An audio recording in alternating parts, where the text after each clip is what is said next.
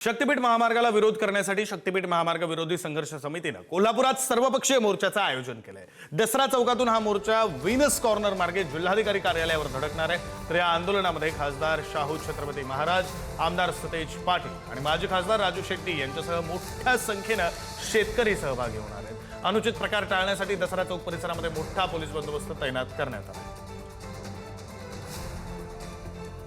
आपले प्रतिनिधी शेखर पाटील आपल्यासोबत थेट या आंदोलनाच्या ठिकाणाहून जोडले गेलेले आहेत। आता नेमकं काय घडतंय आपले प्रतिनिधी शेखर पाटील आपल्याला तपशील देतील। शेखर, विक्रांत, आपल्याला माहित आहे की कोल्हापूर जिल्ह्यातल्या एकूण 6 तालुक्यातून हा शक्तीपीठ महामार्ग जाणार होता आणि त्यानंतर मोठा विरोध झाला आणि ह्या विरोधानंतर हे लेआउट जे ते बदलण्यात आलं, रेखांकन बदललं आणि आता विरोधानंतर सुद्धा 2 तालुके आणखीन वाढलेले आहेत। एकूण 8 तालुक्यातून हा रस्ता जाणार आणि म्हणून पुन्हा एकदा हा एल्गार जो आहे तो शक्तीपीठ महामार्गाविरोधात कोल्हापुरात उचललेला आहे। माझ्यासोबत हे जर बघितलं तर मोठ्या प्रमाणात हे सगळे शेतकरी जे आहेत ते जमा झालेले आहेत। शेतकरीच नाही तर महिला शेतकरी देखील या ठिकाणी आलेले आहेत आणि त्यांच्याकडून अशा पद्धतीने विरोध जो आहे तो केला जातोय आणि आता देखील बघितलं तर अशाच पद्धतीने तरुण देखील हाफ चड्डी घालून करता आले शेतकरी आहेत आणि आम्ही अशा पद्धतीने वाऱ्यावरती या ठिकाणी पडणार आहे असं देखील या सगळ्यांचे म्हणणं आहे।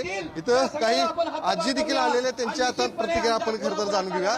काय सांगाल, शक्तीपीठ महामार्गाला तुम्ही विरोध आता करायला लागला, काय कारण म्हणजे आमचं राहणं जातात, मग आम्ही खायचं काय? आमची पोरं ढोरं 4 पाळून वैरण घालून दूध काढतात, मग ती बी बंद झाल्यावर आम्ही खायचं काय? आम्हाला काय नोकरी आहे का आमच्या पोराशनी?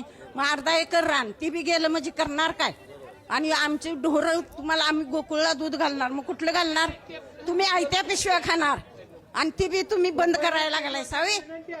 जमणार नाही। आतापर्यंत ज्योतिबा किरली एकाच गावातनं ज्योतिबाला जायत होती, तेव्हा कोण देवाला जायत नव्हतं, चालत जायत होतं। आमच्याच गावाहून रस्ता होता, परत कुठं नव्हता। आणि आता चौमुलकी झालाय तरी आणि निघालाय 3रा रस्ता, जमणार नाही। आम्ही विरोध करणार सगळेजण? वाय वाय वाय, आम्ही मेलो तर चालेल, खरं तिथं आम्ही आडवं येणार।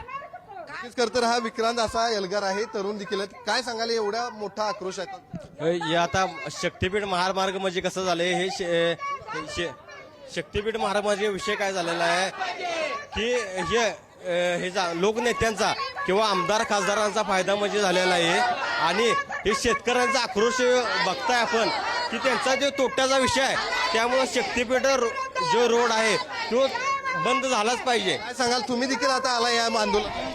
आम्हाला शक्तीपीठ रद्द झालं पाहिजे। आमची मुलं आहेत, आमची शेती जाणार, आम्ही काय खावा? आमचं शेतकरी आम्ही, आम्हाला शेती केल्याशिवाय आम्हाला पर्याय नाही। घर जाणार, शेत जर आम्ही जगून तरी काय करा?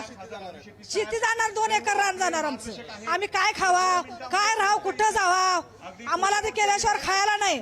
आम्हाला शक्तीपीठ रद्द झालंच पाहिजे। देखील आंदोलनात आलाय, काय नेमका विरोध आता करताय आणि किती शेती तुमची आता या सगळ्यात जाणार? माझी 1 एकर शेती जाणार आहे। मुलग्याचं लग्न कसं करायचं, पूर्ण परपंच उद्ध्वस्त, मी एकटाच होणार नाही, बरीच शेतकरी भूमिहीन होणार आहे। त्याच्यासाठी सरकार काय करणार आहे? आम्हाला सरकारी नोकरी दिली तरी पण नको, अजिबात नको आम्हाला। आमचा शक्तीपीठ महामार्ग रद्द झालाच पाहिजे।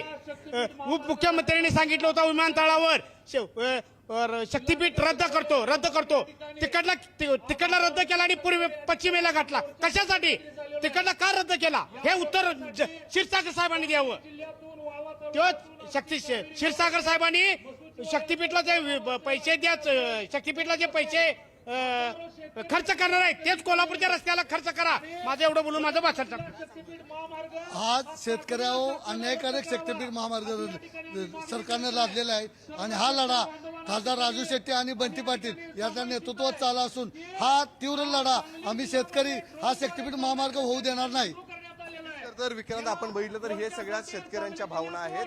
हा मोठ्या प्रमाणात आता मोर्चा काही वेळातच या ठिकाणी सुरुवात होणार आहे आणि त्यानंतर हा जिल्हाधिकारी कार्यालयापर्यंत जाणार आहे आणि आपण ह्या प्रतिक्रिया सगळ्यांच्या ऐकलेल्या आहेत। काय नेमका विरोध होतोय हे शेतकरीच त्या ठिकाणी बोलून दाखवताना दिसतंय। धन्यवाद शेखर, दिलेल्या या सगळ्या सविस्तर माहितीसाठी आणि आंदोलकांच्या प्रतिक्रिया आपल्या प्रेक्षकांपर्यंत पोहोचवल्या। सन्माननीय व्यासपीठ